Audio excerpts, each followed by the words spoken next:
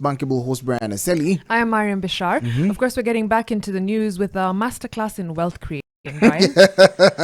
First of all, before we even get into that masterclass, I'd just like to ask you, have you ever been caught up by traffic police? Yes. Wakakwambia toa kakiru. Ulitoa? Au kutoa? No. Mulika tu hapo mkaangaliana? No, I just had my way out. For real? Yeah. Heri wewe. Kuna saa zingine, it depends on the person, honestly. It depends on the person. But there are ways to create 20... Let's say you earn about 20,000 shillings a month, Brian. I can show you how to make it into 2.7 million shillings in 3 years. That's not possible.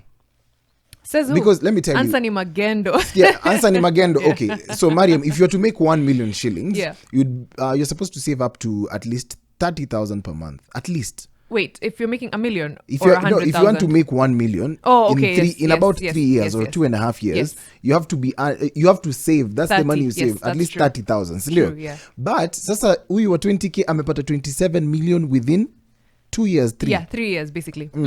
That is the story of a police former Inspector General, Gabriel Mulei, who served in various stations including Kiambu and Malindi. He had 27 million shillings in assets despite a salary of 20,000 shillings. This is according to the Ethics and Anti-Corruption Commission.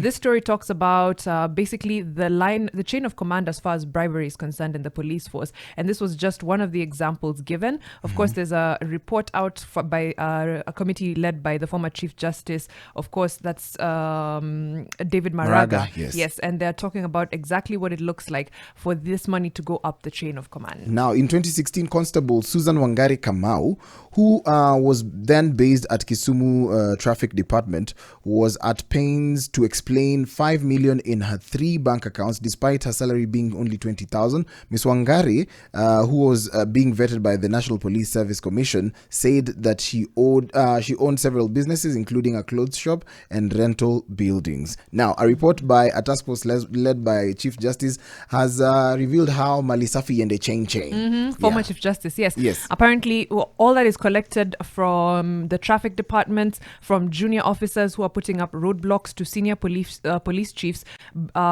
goes up the chain, and everybody benefits from the bribes collected. The report points an accusing finger at top commanders at the National Police Service, of course, for failing to take action.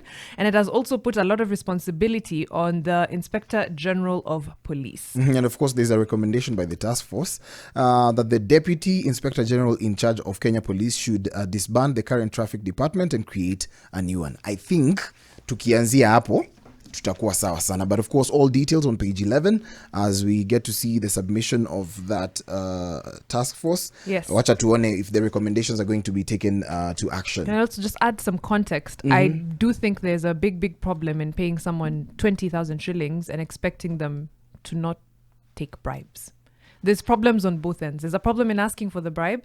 Also, the way we pay our police officers is quite dismal.